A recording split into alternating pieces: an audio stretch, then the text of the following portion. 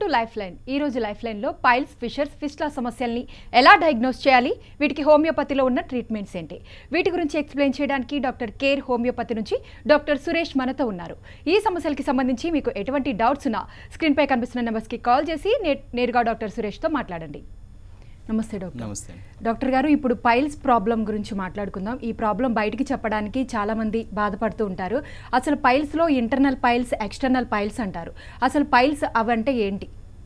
Piles అనేవి మల విసర్జన ద్వారం దగ్గర పెరిగినటువంటి చిన్న ఎక్స్ట్రా గ్రోత్స్ లాగా వస్తాయండి. వీటిని మనం యూజువల్గా ఏంటంటే బయటికి కనిపించేటటువంటి ఎక్స్ట్రా గ్రోత్స్ మనము ఎక్స్టర్నల్ పైల్స్ అని, కొంచెం కాస్త ఈ పెద్ద పేగు చివరి భాగం కొంచెం పై భాగంలో లోపల భాగంలో కూడా ఇలా ఉబ్బినట్టుగా ఉంటాయి. వీటిని ఇంటర్నల్ పైల్స్ అంటామండి.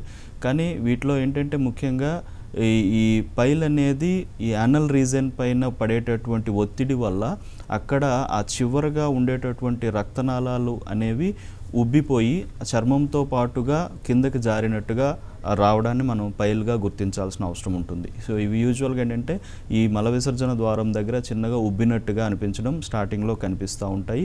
అండ్ దాని తర్వాత ఇంకా 1 లేదా 2 లేదా 3 అట్లా ఎక్స్ట్రాగా చుట్టూ కూడాను మనకి రౌండ్ ఆ రింగ్ చుట్టూ కూడాను అవి పెరిగేటటువంటి అవకాశాలు కనిపిస్తూ ఉంటాయండి. సో వీటిలో ఏంటంటే ఏ పొజిషన్లో ఉన్నాయి అనేటటువంటిది మన క్లాక్ వైజ్ చెప్తూ ఉంటాం అనమాట. అంటే 12 o'clock పొజిషన్లో ఉందా, 6 o'clock పొజిషన్లో ఉందా అనేది మనం చెప్పడం జరుగుతుంది. సో వీటిని మనం గుర్తించడం అనేది యూజువల్గా ఏంటంటే సిమ్టమాటికల్గా అయితే బయటికి కనిపించేటటువంటి స్వెల్లింగ్ని బట్టి సిమ్టమాటికల్ గుర్తిస్తామండి. లేదు అంటే దానికి సంబంధించి అంటే ఇంకా ఇన్వెస్టిగేషన్స్ అనేవి లేదంటే ఫిజికల్ ఎగ్జామినేషన్ అనేది చేసి దాన్ని గుర్తించడం అనేది జరుగుతూ ఉంటుంది.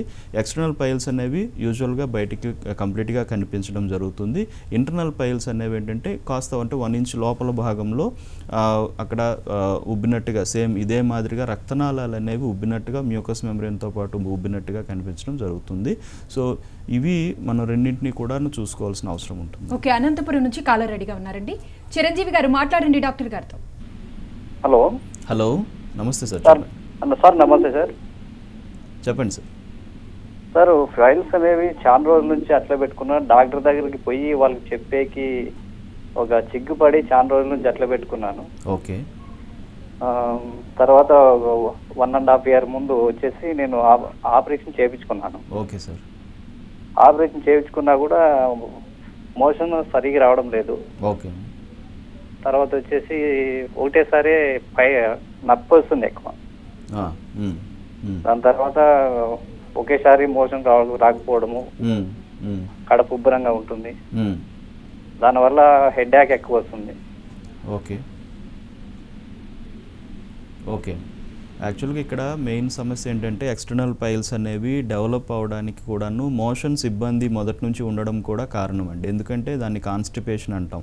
అంటే కాన్స్టిపేషన్లో చాలామంది హార్డ్ స్టూల్స్ అంటే వెళ్ళడం, లేదంటే 2-3 days ఒకసారి మోషన్స్కి వెళ్ళడం అనేదే కాకుండా వీటిలో ఏంటంటే ఇర్రెగ్యులర్గా బవెల్స్ అనమాట రోజుకి 3-4 సార్లు వెళ్ళేటటువంటి వాళ్ళు, అప్పుడప్పుడు అంటే కొంచెం ఫ్రీక్వెంట్గా లూజ్ మోషన్స్, డయేరియా లాంటివి వచ్చే పరిస్థితులు కానీ వీటి వల్ల కూడాను ఈ పైల్స్ అధికంగా డెవలప్ అయ్యే అవకాశాలు ఉంటాయి. ఎందుకంటే ప్రతి సిచ్యువేషన్ కూడా యానల్ రీజన్ పైన విపరీతమైన ఒత్తిడిని తీసుకురావడం జరుగుతూ ఉంటుంది. ఆ ఒత్తిడి అనేది మన బాడీ యొక్క కండిషన్ బట్టి ఎంతకాలం ఆ రీజన్ అనేది తట్టుకుంటుంది అనేది మెయిన్ థింగ్ అండి. మనం ఎలాంటి ఫుడ్ తింటున్నాము, ఎలాంటి లైఫ్ స్టైల్ని మనం అలవాటు చేసుకుంటున్నాము అనేటటువంటిది చాలా ముఖ్యంగా ఇది రోల్ ప్లే చేస్తుంది. అండ్ చాలామందికి ఏంటంటే చాలా సంవత్సరాల నుంచి ఈ సమస్య ఉంటుంది, కానీ బయటకు చెప్పుకోవడానికి చాలామంది ఏంటంటే అది ఎలా చెప్తాం అనేటటువంటి ఒక మీమాంసలో ఉండిపోతారు. కానీ ఇది డెఫినెట్లీ చాలా యాజ్ ఎర్లీ యాజ్ పాసిబుల్ గుర్తించాల్సినటువంటి అవసరం కానీ, ఇమీడియట్గా డాక్టర్ని కలిసి అది ఏంటి అనేది డయాగ్నోస్ చేసుకోవాల్సిన అవసరం కానీ కంపల్సరీ ఉంటుందండి. బట్ ఆపరేషన్ అనేది చేసిన తర్వాత కూడా ఆపరేట్ చేయడం వల్ల ఏంటంటే ఎక్స్ట్రాగా పెరిగినటువంటి గ్రోత్స్ని మనం తీయగలం తప్ప ఇంటర్నల్గా ఉన్నటువంటి చేంజెస్ని మనం నార్మల్ చేయలేం. సో ఇంటర్నల్గా అగైన్ మళ్ళీ మోషన్స్ ఇబ్బంది అంటే మలబద్ధకం కానీ, లేదంటే గ్యాస్ట్రిక్ ఇష్యూస్ ఎక్కువగా ఉన్నా, లేదంటే మన లైఫ్ స్టైల్లో మనం అధికంగా అంటే సిట్టింగ్ పొజిషన్లో కూర్చోవడం కానీ, లిక్విడ్ ఇంటేక్ తక్కువ తీసుకోవడం, ఇలాంటి కండిషన్స్ ఉంటే కనుక ఇవి అగైన్ మళ్ళీ డెవలప్ అయ్యే అవకాశాలు మనం చూస్తాం. సో అందుకని ఏంటంటే దీన్ని ఇంటర్నల్గా కంప్లీట్గా నార్మల్ చేసే విధానానికి వెళ్ళడం అనేది మంచిదండి. సో హోమియోపతి వైద్యం ఎలా ఉంటుందంటే బాడీ యొక్క నేచర్ని బట్టి డిసీజ్ రూట్ కాజ్ని బేస్ చేసుకొని ట్రీట్మెంట్ ఇస్తాం కాబట్టి ఇది ఖచ్చితంగా పూర్తిగా నయం అవుతుందండి. అదేవిధంగా ఫిషర్స్ ప్రాబ్లమ్స్ రావడానికి కారణం ఏంటి, సిమ్టమ్స్ ఎలా ఉంటాయండి దీనికి? ఈ పైల్స్ కానీ ఫిషర్స్ కానీ ఇవి రావడానికి కారణాలు మాత్రం రెండింటిలో కూడా ఒకే మాదిరిగా ఉంటాయండి. అంటే అతి ముఖ్యంగా చెప్పాలంటే ఈ ఒత్తిడి అనేది, ప్రెషర్ అనేది యానల్ రీజన్ పైన పడడమే. సో దీనికి ఎటువంటి కారణాల వల్ల పడుతుంది అనేది అంటే ఒకటి ఊబకాయం ఉన్న, ఒబేసిటీ ఉన్న, లేదంటే డయాబెటీస్ కానీ థైరాయిడ్ కానీ లాంటి ప్రాబ్లమ్స్ ఉన్నా, లేదంటే బాగా సెడెంటరీ లైఫ్ని లీడ్ చేస్తున్నటువంటి వాళ్ళు కానీ, లేదు అంటే అధికమైనటువంటి ఈ జంక్ ఫుడ్స్ తినేటటువంటి వాళ్ళు, లేదంటే గ్యాస్ట్రిక్ ఇష్యూస్ అధికంగా ఉన్నటువంటి వాళ్ళు, ఐబిఎస్ లాంటి సమస్యలు ఉన్నటువంటి వాళ్ళు, అలాగే ఎక్కువ సిట్టింగ్ జాబ్ చేసేటటువంటి వాళ్ళు, ఈ డ్రైవింగ్ ఎక్కువ చేసేటటువంటి వాళ్ళు, జర్నీస్ ఎక్కువ చేసేటటువంటి వాళ్ళు, వీటితో పాటుగా ఈ ఏమైనా మెడిసిన్స్ లాంటివి అంటే కొంతమంది పెయిన్ కిల్లర్స్ అధికంగా వేసుకోవడం వల్ల కానీ ఈ గ్యాస్ట్రిక్ ఇష్యూస్ డెవలప్ అయ్యి తద్వారా ఇలాంటి ప్రాబ్లమ్స్ వచ్చే అవకాశాలు కానీ ఇవి ఎక్కువగా చూస్తామండి. వీటితో పాటుగా టెన్షన్స్ అండి. సో మన లైఫ్ స్టైల్ చేంజెస్లో మానసిక ఒత్తిడి కూడా ఒక మెయిన్ కారణం అండి. సో మానసిక ఒత్తిడి అనేది అధికంగా ఉన్నటువంటి వాళ్ళలో నర్వ్ స్టిమ్యులేషన్స్ అధికంగా అవుతూ ఉంటాయి, గ్యాస్ట్రిక్ ఇష్యూస్ అధికంగా అవుతూ ఉంటాయి. ఆల్మోస్ట్ ఎంత లేదంటే వంశపారంపర్యంగా ఏమైనా టెండెన్సీస్ ఉంటే కూడా ఆ యొక్క ఎఫెక్ట్స్ అనేది ఆ రూపంలో బయటపడే అవకాశాలు కూడా చూస్తామండి. సో ఫిషర్స్ కూడా కారణం అయితే రీజన్ అయితే ఇదే ఉంటుంది. బట్ ఫిషర్లో ఏంటంటే ముఖ్యంగా ఇక్కడ యానల్ రింగ్ దగ్గర ఎక్కడైనా కట్ అయినట్టు మ్యూకస్ మెంబ్రేన్ అనేది కట్ అయినట్టు ఉంటుందండి. ఆ చిట్లినట్టు అనిపించడం కూడా పేషెంట్ చాలా క్లియర్గా చెప్తారు, సార్ నాకు మోషన్స్ వెళ్ళేటప్పుడు చిట్లినట్టు ఉంటుంది అండి అనేటటువంటిది. సో దాంతో బ్లీడింగ్ అవ్వడం, పెయిన్ అనేది రావడం, అతి ముఖ్యంగా మంట అనేది, సో బర్నింగ్ అనేది చాలా అధికంగా చెప్తూ ఉంటారు. మోషన్ పోయేటప్పుడు కానీ పోయినాక హాఫ్ అన్ అవర్ 1 అవర్ కొంతమంది ఒక పూట వరకు కూడాను చెప్పడం జరుగుతూ ఉంటుంది. ఇది ఫిషర్లో కనిపించేటటువంటి లక్షణాలు. ఓకే, విజయవాడ నుంచి మరో కాలర్ రెడీగా ఉన్నారండి. రామకృష్ణ గారు మాట్లాడండి డాక్టర్ గారితో. డాక్టర్ గారు నమస్కారం, చెప్పండి. నమస్కారం అండి. అదే మన మొన్న దగ్గర పక్కన కొంచెం ఒక హాయిలాగా వచ్చిందండి. ఓకే, చెప్పండి సార్. బాత్రూమ్కి వెళ్ళినప్పుడు కొంచెం ఇబ్బందిగా ఉంటుంది. అది దేనివల్ల అండి? పెయిన్ వస్తుందండి? ఏంటండి? నొప్పి వస్తుందా? నొప్పి నొప్పి ఏం లేదండి, వచ్చి పోతుందండి. ఒక 4 రోజులు ఉంటుంది. ఓకే, 4 రోజుల తర్వాత వెళ్ళిపోతుంది. ఓకే, మళ్ళీ అలాగే వస్తుంది. మనం వాటర్ తక్కువ తాగినప్పుడు కానీ, అవును, లేదా ఏదన్నా మసాలా ఫుడ్ తిన్నప్పుడు కానీ అవునండి, అలా అవుతుందండి. Okay sir. సో ఇక్కడ మెయిన్ థింగ్ ఏంటంటే ఒకటి మలద్వారం అంటే ఆ రింగ్ చుట్టుపక్కల ఎక్కడైనా కూడా పక్కన అంటే జస్ట్ ఒక కొన్ని మిల్లీమీటర్స్ దూరంలోనే చాలామందికి చిన్న బాయిల్స్ లాంటివి వస్తూ ఉంటాయండి. చిన్న ఒక అంటే ఒక కురుపులు లాంటివి రావడం జరుగుతూ ఉంటుంది. అవి కొంచెం పెరిగినట్టుగా ఉండి కొంతమందిలో పెయిన్ఫుల్గా ఉంటాయి, కొంతమందిలో పెయిన్ ఉండదు. సో వీటిని మనం అంటే పెరియానల్ రీజన్లో వచ్చేటటువంటి చిన్న చిన్న యాబ్సెస్లుగా చెప్తాం. అంటే యాబ్సెస్ అంటే యూజువల్గా లోపల చీము చేరి బాగా పెరిగి వస్తే కనుక అది క్లియర్ కట్ యాబ్సెస్గా చెప్పడం జరుగుతుంది. బట్ ఇలాంటిది మనకి జనరల్గా మాట్లాడేది ఏంటంటే బాడీ హీట్ ఎక్కువ అయినప్పుడు ఇలాంటివి వస్తాయండి అనేది చెప్తా ఉంటాం. బట్ దీనికి ముఖ్యమైన కారణం ఏంటంటే డెఫినెట్లీ మనం బయట స్పైసీ ఫుడ్స్ అధికంగా తీసుకోవడం కానీ, అరగనటువంటి ఫుడ్స్ అధికంగా తీసుకోవడం, దానికి సరిపడా లిక్విడ్ అనేది బాడీకి మనం పంపించలేకపోవడం జరిగేటప్పుడు ఆబ్వియస్లీ ఇంటర్నల్ హీట్ అనేది ఎక్కువ అవుతా ఈ కండిషన్స్ అనేవి రిపీటెడ్గా వస్తూ ఉంటాయి. కానీ ఇక్కడ మెయిన్ గుర్తించాల్సింది ఇలాంటివి యాబ్సెస్ ఫామ్ అయిపోయి లోపల పస్ కానీ చేరి ఆ పస్ కానీ బయటికి ఓపెన్ అయిపోయి చీమ్ అనేది పూర్తిగా కారిపోయినట్టు అయితే కనుక ఇంటర్నల్గా ఇది ఫిస్టులా డెవలప్ అయ్యేటటువంటి అవకాశాలు అనేవి ఉంటాయండి. సో ఇది ముందు జాగ్రత్తగా చూడాల్సిన అవసరం ఉంటుందండి. సో ఇది ఒకటి. రెండవది ఏంటంటే ఒక్కోసారి నార్మల్గా ఎక్స్టర్నల్ పైల్స్ లాంటివి కూడాను ఈ కండిషన్స్లో యానల్ రింగ్ పైనే కనిపిస్తూ ఉంటాయి. సో అలాంటిది కూడా చూడాలి. సో రెండింటికి కూడాను ఈ ఖచ్చితమైన ట్రీట్మెంట్ అనేది హోమియోలో ఉందండి. సో ఈ హీట్ని బ్యాలెన్స్ చేసుకుంటూనే తీసుకోవాల్సిన జాగ్రత్తలు తీసుకొని హోమియోపతి మెడిసిన్ ఖచ్చితంగా వాడితే ఇది రిపీటెడ్గా రాకుండా పూర్తిగా నయం అయిపోతుందండి. అదేవిధంగా డాక్టర్ గారు పైల్స్కి ఫిషర్స్కి సేమ్ సిమ్టమ్స్ సేమ్ రీజన్స్ అని చెప్పారు. మరి ఫిస్టులాకి కూడా అదే విధంగా ఉంటుందా? ఎటువంటి సిమ్టమ్స్ ఉంటాయి? రీజన్స్ అనేది అంటే కాజిటివ్ ఫ్యాక్టర్స్ అనేవి మాత్రం ఇంచుమించు ఒకే మాదిరిగా ఉంటాయండి.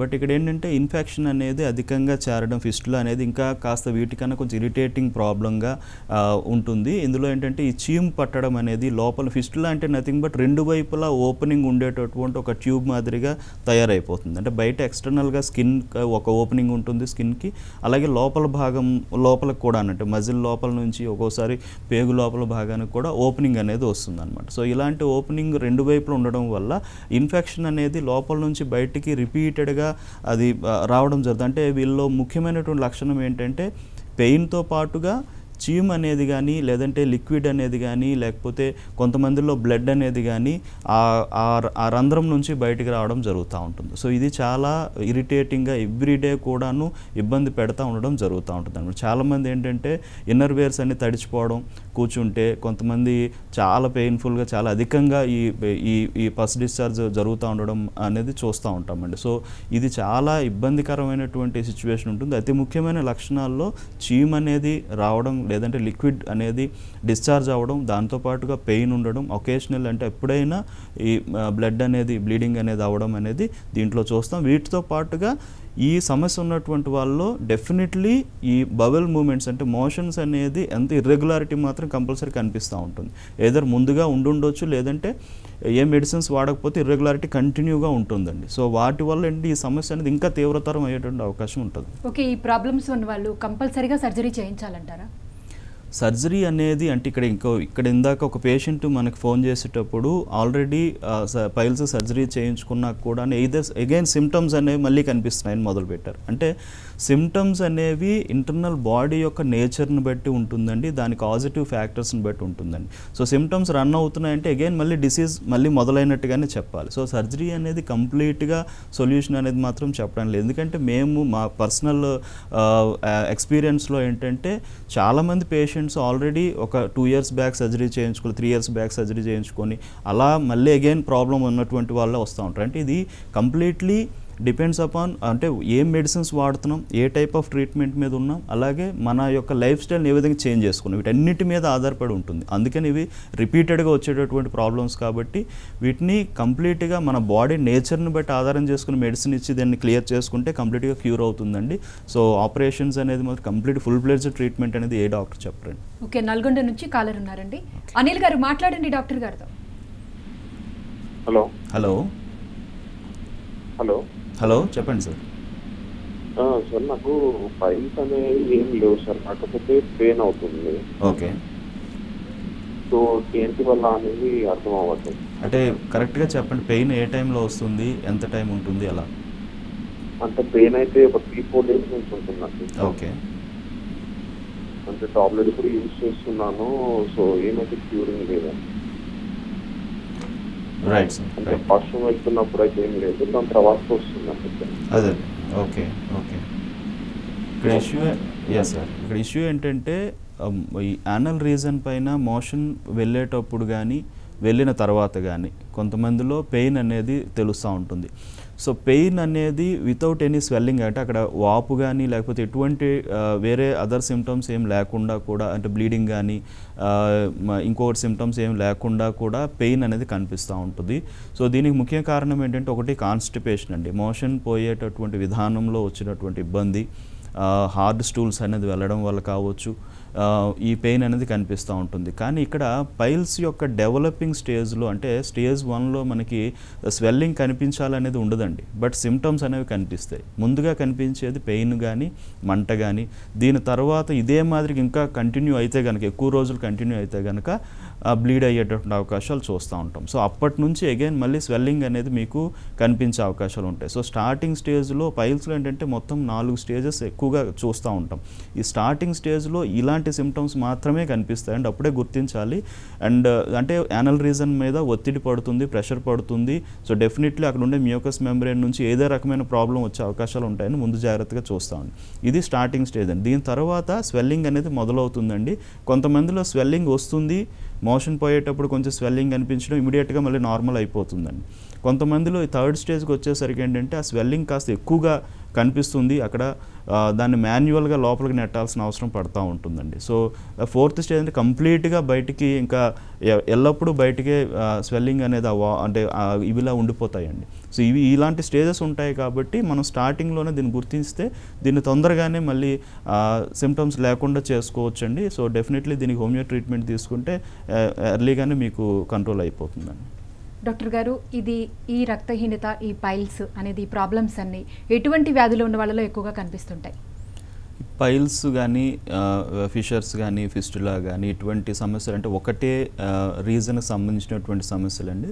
సో ఇవి ముఖ్యంగా ఏంటంటే ఈ గ్యాస్ట్రిక్ ఇష్యూస్ అంటే గ్యాస్ట్రిక్ డిస్టర్బెన్సెస్ అంటే అరుగుదల సమస్యలు ఉన్నటువంటి వాళ్ళు, లేదు అంటే థైరాయిడ్ ప్రాబ్లమ్స్, ముఖ్యంగా హైపోథైరాయిడిజం ప్రాబ్లం ఉన్నటువంటి వాళ్ళు, ఎందుకంటే వాళ్ళ మలబద్ధకం అనేటటువంటిది ఒక మేజర్ సిమ్టమ్ కాబట్టి. అలాగే డయాబెటీస్, క్రానిక్ డయాబెటిక్స్లో కూడాను గ్యాస్ట్రిక్ ఇష్యూస్ అధికంగా ఉంటాయి, మలబద్ధకం అధికంగా ఉంటుంది. సో బవెల్ మూమెంట్స్ ఇర్రెగ్యులర్గా ఉండొచ్చు కాబట్టి వీళ్ళలో కూడాను ఇలాంటి సమస్యలు వచ్చే అవకాశం. అలాగే ఒబేసిటీ అండి, అంటే అధిక బరువు ఉన్నటువంటి వాళ్ళలో డెఫినెట్లీ డైజెస్టివ్ ఇష్యూస్ ఉంటాయి. సో వాళ్ళలో ఇలాంటి డెవలప్ అయ్యే అవకాశాలు మనం అధికంగా చూస్తూ ఉంటామండి.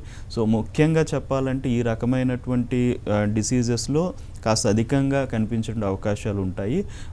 అలాగే నార్మల్గా ఏంటంటే చాలామంది అంటే ఇతర ప్రాబ్లమ్స్ లైక్ అంటే జాయింట్ పెయిన్స్ కానీ, లేకపోతే ఏమైనా వేరే ఆర్థరైటిస్ కండిషన్స్ ఇలాంటివి ఉన్నప్పుడు, లేదంటే నార్మల్గా చూసుకుంటే కనుక మైగ్రేన్ హెడేక్, నార్మల్గా వచ్చేటటువంటి స్ట్రెస్ హెడేక్, ఇలాంటి వాటికి రిపీటెడ్గా వస్తున్నప్పుడు కూడా చాలామంది అన్నెసరీ మెడికేషన్స్ ఎక్కువగా వాడుతూ ఉంటారు. వాటి వల్ల అగైన్ గ్యాస్ట్రిక్ ఇష్యూస్ డెవలప్ అవ్వడం, అలాగే దానివల్ల ఇర్రెగ్యులారిటీ అనేది మోషన్స్లో ఇర్రెగ్యులారిటీ రావడం, తద్వారా పైల్స్ లాంటివి డెవలప్ అయ్యే అవకాశాలు కానీ, లేదంటే కొంతమంది డైటరీ హ్యాబిట్స్లో మార్పులు, అంటే నార్మల్గా సమతుల్యమైన ఆహారం తీసుకోకుండా కొంతమంది అధికంగా ఏదైనా అంటే అధికంగా ఎక్కువగా కషాయాలు కానీ ఇట్లాంటివి ఎక్కువ తీసుకొని హీట్ని ఎక్కువ ప్రొడ్యూస్ చేసుకొని, సో తద్వారా కూడా ఇలాంటివి మళ్ళీ అగైన్ చాలామందిలో రిపీట్ అవ్వడం కూడా చూస్తూ ఉన్నాం. సో అలా కాకుండా చాలా అంటే కేర్ఫుల్గా సమతుల్య ఆహారం తీసుకుంటూ, మెయిన్ అన్నింటికన్నా ఇంపార్టెంట్ ఏంటంటే లిక్విడ్స్ అండి. వాటర్ అనేది లేదంటే ఏదైనా లిక్విడ్స్ అనేది సరిపడా లిక్విడ్ అనేది బాడీకి వెళ్ళాలి. సో చాలామంది ఏంటంటే సీజనల్ ప్రాబ్లమ్స్ వల్ల, లేకపోతే దాహం అనిపించట్లేదని, లేదంటే ఏదో పనిలో పడిపోయి ఎక్కువగా వాటర్ తాగరు, ఇలాంటి కారణాల వల్ల కూడా ఈ యొక్క ప్రాబ్లమ్స్ అనేవి అధికం అయ్యేటువంటి అవకాశాలు చూస్తూ ఉంటాం. ఈ ప్రాబ్లమ్స్ ఉన్న వాళ్ళకి రక్తహీనత ఏర్పడుతుందంటారా? పైల్స్ కానీ, ఫిషర్స్ కానీ వీటిలో బ్లీడింగ్ అయ్యే అవకాశాలు ఉంటాయండి. సో డెఫినెట్లీ బ్లీడింగ్ అనేది అధికంగా మన బాడీ నుంచి బ్లడ్ అధికంగా బయటికి పోతుండేటప్పుడు ఆటోమేటిక్గా వాళ్ళకంటే క్రానిక్గా ఇలాంటి ప్రాబ్లం ఉంటే కనుక, అంటే చాలా కాలం నుంచి ఇలా బ్లీడింగ్ సమస్య రన్ అవుతూ ఉంటే కనుక, సో డెఫినెట్లీ వాళ్ళ రక్తహీనత అనేది వస్తుందండి. సో ఎనీమిక్ కండిషన్కి వెళ్ళిపోతారు. వన్స్ ఎనీమిక్ కండిషన్లోకి వెళ్ళిన తర్వాత బాడీ ఇంకా వీక్ అవుతుంది. సో బాడీ యొక్క నార్మల్ మెటబాలిక్ రెస్పాన్సెస్ అనేవి తగ్గిపోతాయి. సో ఇమ్యూన్ లెవెల్స్ అనేవి పడిపోతాయి. సో ఎప్పుడైతే ఇమ్యూన్ లెవెల్స్ అనేది పడిపోతుందో, వ్యాధి నిరోధక శక్తి తగ్గిపోతూ ఉంటుందో, ఆల్రెడీ ఎగ్జిస్టింగ్ ఉన్న ప్రాబ్లం తగ్గదు, అలాగే వేరే అదర్ ప్రాబ్లమ్స్ వచ్చేటువంటి అవకాశాలు కూడా చూస్తూ ఉంటాం. సో డెఫినెట్లీ ఇమీడియట్ అంటే ఏ పేషెంట్ అయినా బ్లీడింగ్ సమస్యతో వస్తున్నారు, బ్లీడింగ్ అవుతుంది అనేటటువంటిది కండిషన్ ఉంటే కనుక మెడిసిన్స్ ఇచ్చిన వెంటనే బ్లీడింగ్ అనేది as early as possible control చేయడం అనేది చేస్తామండి. సో ఎంత తొందరగా వీలైతే అంత తొందరగా బ్లీడింగ్ అనేది కట్టడి చేసి మళ్ళీ ఎప్పటికీ బ్లీడింగ్ అవ్వకుండా చూసి ఇంటర్నల్ చేంజెస్ అన్ని తీసుకొచ్చి దాన్ని క్యూర్ చేయడం అనేది హోమియోలో చేస్తామండి. ఓకే, హైదరాబాద్ నుంచి కాలర్ రెడీగా ఉన్నారండి. రాజు గారు మాట్లాడండి డాక్టర్ గారితో. డాక్టర్ గారండి, చెప్పండి సార్. నేను మొన్న పోయిన నెలలో ఊరు వెళ్ళాను సార్, కార్ తీసుకొని ఒకటి గుంటూరు. Okay sir. పోయేసి ఒక రోజు వేసి మళ్ళీ వచ్చాయి సార్. బాడీ అంతా హీట్ అయిపోయి టైల్స్ బయట వేసి ఫస్ట్ రోజు బాగా నొప్పేసిందండి. Okay sir. తర్వాత నుంచి బ్లడ్ పడటం స్టార్ట్ అయింది. ఓకే అండి. ఓకే. అట్లాగా 20 రోజులు వరకు లైట్ గా ఉంది. మామూలు జనరల్ టాబ్లెట్ వేస్తున్నా అండి. అయితే అప్పుడు అంత బ్లడ్ పడతలేదు, కానీ ఇప్పుడు మోషన్స్ అయిపోయినాక లాస్ట్ లో బ్లడ్ పడుతుందండి. Okay sir. అదండి బాగా నొప్పి వస్తుంది. Okay sir. Okay. So motion పోయేటప్పుడు కానీ మోషన్ పోయిన లాస్ట్లో కానీ ఎప్పుడైనా బ్లీడింగ్ అవడం అనేటటువంటిది డెఫినెట్లీ అది పైల్స్ యొక్క సిమ్టమ్గానే చెప్పాలండి. సో మెయిన్గా ఏంటంటే ఇందాక చెప్పాను నేను, హీట్ అనేది అంటే మనం జనరల్గా మాట్లాడుకునే వర్డ్ అయినా కూడా హీట్ అనేది ఇంటర్నల్ హీట్, బాడీ యొక్క ఇంటర్నల్ హీట్ అనేది ఎక్కువ అవుతూ ఉంటుంది. ముఖ్యంగా జర్నీస్ చేసేటప్పుడు మనం అంటే లిక్విడ్స్ ఎక్కువ తీసుకోరు చాలామంది. సో బయట ఫుడ్ ఏమైనా తీసుకుంటారు. అలాంటి కండిషన్స్ వల్ల బాడీ మెటబాలిక్ చేంజెస్ అనేవి వస్తాయి. సో తద్వారా ఏమవుతుందంటే హీట్ అనేది ఎక్కువ జనరేట్ అవ్వడం కనిపిస్తూ ఉంటుంది. అప్పుడు ఆల్రెడీ ఇంతకుముందు దాని యొక్క టెండెన్సీ మన బాడీకి ఉన్నా లేకపోతే తగ్గినట్టే తగ్గి మళ్ళీ అగైన్ రిపీట్ అవ్వడం కానీ లేదంటే ఇప్పుడే స్టార్ట్ అవ్వడం కానీ జరుగుతూ ఉంటాయండి. సో డెఫినెట్లీ పెయిన్తో పాటుగా బ్లీడింగ్ అనేది అధికంగా అవడం. సో బ్లీడింగ్ అనేది ఏదో అంటే కొంతమందిలో మోషన్ స్టార్టింగ్లో కానీ లేదా మోషన్ పోయిన తర్వాత కానీ లేదంటే మోషన్తో పాటుగా కూడాను బ్లీడింగ్ అవ్వడం జరుగుతూ ఉంటుంది. ఇవన్నీ కూడా పైల్స్లో కనిపించేటువంటి లక్షణాలండి. సో వీటిని మనం కంప్లీట్గా నయం చేసుకోవచ్చు హోమియో ట్రీట్మెంట్ ద్వారా. మీ యొక్క బాడీ నేచర్ని బట్టి మెడిసిన్స్ ఇస్తాము. బ్లీడింగ్ అనేది తొందరగానే నయం అయిపోతుంది. దాని తర్వాత ఇది మళ్ళీ రిపీట్ కాకుండా కూడా కొన్నాళ్ళు మందులు వాడుకుంటే కనుక ఖచ్చితంగా నయం అయిపోతుంది. ఓకే, ఈ ప్రాబ్లమ్స్ ఉన్నవి అని తెలుసుకోవడానికి మీరు ఎటువంటి టెస్టులు చేస్తారు? ఇన్వెస్టిగేషన్స్లో అన్నిటికన్నా ఇంపార్టెంట్ అంటే సిమ్టమాటికల్గా అండి, అంటే వ్యాధి యొక్క లక్షణాలు ఆ పర్సన్ ఏం చెప్తున్నారు అనేటటువంటి చాలా ఇంపార్టెంట్. దాన్ని క్లియర్గా తీసుకున్న తర్వాత ఇంకా అవసరం ఉండేటప్పుడు ఒకటి నార్మల్గా మాన్యువల్ ఫిజికల్ ఎగ్జామినేషన్ చేస్తాము. లేదు అంటే నార్మల్గా ఏంటంటే ప్రాక్టోస్కోపీ కానీ లేకపోతే సిగ్మాయిడోస్కోపీ కానీ ఇంకా అవసరమైతే కొలనోస్కోపీ ఇలాంటివి చేయించడం చేస్తూ ఉంటామండి. సో దీనివల్ల ఏంటంటే ఆ కండిషన్ ఏంటనేది చాలా క్లియర్గా మనకు కనిపిస్తూ ఉంటుంది. సో తద్వారా ఏ రకమైన ట్రీట్మెంట్ ఇచ్చి దాన్ని ఏ విధంగా నయం చేసుకోవాలని చేస్తాం. సో ముఖ్యంగా వీటికి సంబంధించి ఈ 3 రకాల్లో ఏదైనా కూడా మనం ఇన్వెస్టిగేషన్స్లో చేయొచ్చండి. ఫిస్టులాకి సంబంధించిన ఫిస్టులోగ్రామ్ అనేది కూడా ఉంటుంది. సో ఫిస్టులా యొక్క ఎఫెక్ట్ ఎలా ఉంది, ఎంత మేరకు ఉంది, ఎన్ని సెంటీమీటర్స్ లోపల వరకు ఆ యొక్క ఇది ఉంది అనేది అన్నీ కూడా చాలా క్లియర్గా తెలుస్తుంది. తద్వారా మెడిసిన్ ఇచ్చి దాన్ని కంప్లీట్ క్లియర్ చేయొచ్చు. ట్రీట్మెంట్ విధానం ఎలా ఉంటుందంటారు? అంటే హోమియోపతి వైద్యం అనేటటువంటిది పూర్తిగా ఇండివిజువలైజ్డ్ ట్రీట్మెంట్ అండి. అంటే ప్రతి ఒక్కటే డిసీజ్ ఉన్నటువంటి 10 మంది వచ్చినా కూడా వాళ్ళ యొక్క వ్యాధి యొక్క తీవ్రతను బట్టి అలాగే బాడీ యొక్క నేచర్ని బట్టి మెడిసిన్స్లో మార్పులు అనేవి ఉంటాయన్నమాట. సో ఆ విధంగా ఒక్కొక్క బాడీ యొక్క నేచర్ను పూర్తిగా అధ్యయనం చేసి డిసీజ్ యొక్క తీవ్రతని ఎంత మేరకు ఉంది, ఏమైనా కాంప్లికేటెడ్ కండిషన్లో ఉందా లేదా స్టార్టింగ్లో ఉందా అన్నిటిని తీసుకొని వాళ్ళకి చెప్పాల్సిన జాగ్రత్తలు అనేవి పాటించాల్సిన జాగ్రత్తలు అనేవి చూసుకుంటూనే వాళ్ళ యొక్క బాడీ నేచర్ని బట్టి వాళ్ళ యొక్క డిసీజ్ రావడానికి వాళ్ళ బాడీలో ఉన్నటువంటి కాజిటివ్ ఫ్యాక్టర్ ఏంటంటే దేనివల్ల వచ్చింది అనేటటువంటి తీసుకొని మెడిసిన్స్ ఇస్తామండి. ఇది కంప్లీట్లీ ఇండివిజువలైజ్డ్ ట్రీట్మెంట్ అండి. దీన్ని మనం కాన్స్టిట్యూషనల్ థెరపీ అంటాం. హోమియోపతి వైద్యంలో చాలా రకాల మెడిసిన్స్ అనేవి ఉన్నాయి. సో పైల్స్, బ్లీడింగ్ పైల్స్ కానీ కొన్ని వందల రకాల మందులు ఉంటాయి. లేదంటే నార్మల్గా పెయిన్ఫుల్గా ఉండేటటువంటివి ఇలా ఉంటాయి. కానీ ఒక బాడీ యొక్క నేచర్ని బట్టి మనం కంప్లీట్గా కాన్స్టిట్యూషనల్గా ఇవ్వగలిగితే కనుక ఇది పర్ఫెక్ట్గా క్యూర్ అవడం జరుగుతుందండి. సో ఈ విధమైన ట్రీట్మెంట్ హోమియోపతిలో ఉంది. సో దీన్ని పాటించగలిగితే కనుక ఖచ్చితంగా ఎంత క్రానిక్ కండిషన్ అయినా కూడా నయం అవుతుందండి. అలోపతి రిజల్ట్తో కంపేర్ చేస్తే హోమియోపతి రిజల్ట్ స్లో అని చాలామంది డౌట్. అలాంటి వారి కోసం మీరు ఏం చెప్తారు? యాక్చువల్గా చెప్పాలంటే హోమియోపతి అనేది మనం అంటే ఇందాక నేను చెప్పిన విధానం అనేది కాన్స్టిట్యూషనల్ విధానం అనేది కరెక్ట్ అయిన విధానంలో మెడిసిన్ వాడగలిగితే కనుక చాలా ఎర్లీగా చేంజెస్ అనేవి కనిపిస్తాయి. అంటే ఇందాక అంటే మా ఎక్స్పీరియన్స్లో కూడా బ్లీడింగ్ అయ్యేటటువంటి పరిస్థితులు ఉన్నటువంటి పేషెంట్కి కూడా మెడిసిన్ ఇచ్చిన తర్వాత ఇమ్మీడియట్గా బ్లీడింగ్ కంట్రోల్ అవుతుంది. అంటే వాళ్ళలో బాడీ చాలా తొందరగా రెస్పాన్స్ అనేది చూపిస్తుంది. హోమియోపతి ఎప్పుడు కూడా ఏంటంటే బాడీ యొక్క నేచర్ని బట్టి ఇస్తాం కాబట్టి బాడీ ఇమ్యూన్ లెవెల్స్ ఇంప్రూవ్ అవుతూనే వ్యాధిని కట్టడి చేసుకునే విధానం లోపల నుంచి నార్మల్ అవుతుంది అనమాట. సో అది ఇంప్రూవ్ అవడం వల్ల వ్యాధి పూర్తిగా మందుల ద్వారా క్లియర్ అవుతూ మళ్ళీ రాకుండా కూడా ఉంటుంది. సో రెండింటికి ఉన్నటువంటి డిఫరెన్స్ ఏంటంటే హోమియోపతి ద్వారా పర్ఫెక్ట్గా మెడిసిన్ అనేది మనం అంటే ఒక్కొక్క బాడీకి ఒక టైం పడుతుందండి. సో ఆ టైం మనం ఆ జాగ్రత్తలన్నీ పాటించి మందులు వాడితే కనుక ఇది కంప్లీట్గా క్లియర్ అవుతుంది. వన్స్ దాని యొక్క ప్రాసెస్ అంటే క్యూర్ ప్రాసెస్ అనేది ఒకటి ఉంటుంది. అది ప్రతి పేషెంట్లో కూడా గమనించవచ్చు. దానిని క్లియర్గా గమనించగలిగితే కనుక ఇది మళ్ళీ వచ్చే అవకాశాలు కూడా మనం చూడమండి. సో డెఫినెట్లీ రిపిటేషన్స్ ఉండవు, కాంప్లికేషన్స్ ఉండవు. సో హోమియోలో చాలా ఎర్లీగానే రెస్పాన్స్ ఉంటాయి. కంప్లీట్గా కంప్లీట్ క్యూర్ అవడానికి ఒక్కొక్క బాడీకి ఒక టైం పట్టొచ్చు, కానీ డెఫినెట్లీ ఇది పూర్తిగా తగ్గేటటువంటి సమస్య. అలోపతిలో కొన్ని రకాల సైడ్ ఎఫెక్ట్స్ ఉంటాయి, హోమియోపతిలో కూడా అలానే ఉంటుందా? డెఫినెట్లీ హోమియోలో ఎటువంటి సైడ్ ఎఫెక్ట్స్ ఉండవండి, ఎందుకంటే చాలా సేఫెస్ట్ ట్రీట్మెంటు, అలాగే చాలా ఏమంటారు దాన్ని క్వాలిటేటివ్ ట్రీట్మెంట్ యాక్చువల్గా.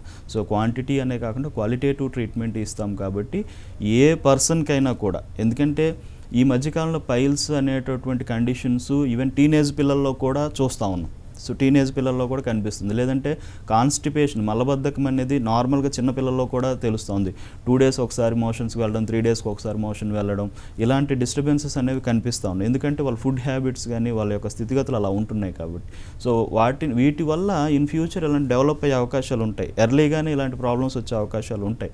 సో ఈవెన్ ఆ టీనేజ్ పిల్లల్లో కూడా కనిపిస్తున్నప్పుడు సో ఇలాంటి కండిషన్స్కి మనం డెఫినెట్లీ అంటే చిన్న చిన్న జాగ్రత్తలు పాటించి ఎటువంటి సైడ్ ఎఫెక్ట్స్ అనేవి లేకుండా ఎంత చిన్న వయసు వారికైనా కూడా హోమియోలో ట్రీట్మెంట్ ఇవ్వచ్చు. వాళ్ళ బాడీ నేచర్ని బట్టి మెడిసిన్ ఇస్తాం కాబట్టి ఎటువంటి సైడ్ ఎఫెక్ట్స్ లేకుండా ఇది కంప్లీట్ క్లియర్ అవుతుంది. ఈవెన్ ఏజ్డ్ పర్సన్స్లో కూడా మ్యాక్సిమం అంటే ఒకప్పుడు పైల్స్ ఇలాంటివన్నీ కూడా ఏంటంటే చాలా ఏజ్డ్ పర్సన్స్లో కనిపించేవి, 60 దాటినాక 50 దాటాక కనిపించేవి. బట్ ఇప్పుడున్న పరిస్థితుల్లో ఎవరికి అలా లేదు. 30s 20s కూడా పైల్స్ బాధపడుతున్న వాళ్ళు చాలామంది ఉంటున్నారు. సో డెఫినెట్లీ వీళ్ళకి ఏ వయసు వారికైనా అంటే మెన్ కానీ విమెన్ కానీ ఎవరికైనా కూడా ఇది సేఫెస్ట్ ట్రీట్మెంట్, ఎటువంటి డిస్టర్బెన్స్ అనేది క్రియేట్ చేయదండి. కాకపోతే ఆ బాడీ యొక్క నేచర్ ఎంత టైం పడుతుంది అనేది చెప్తుంది. సో దాన్ని బట్టి మెడిసిన్స్ వాడడం అనేది చేయాలి. Okay, thank you sir. ఇది ఇవాల్టి లైఫ్ లైన్. చూస్తూనే ఉండండి TV9.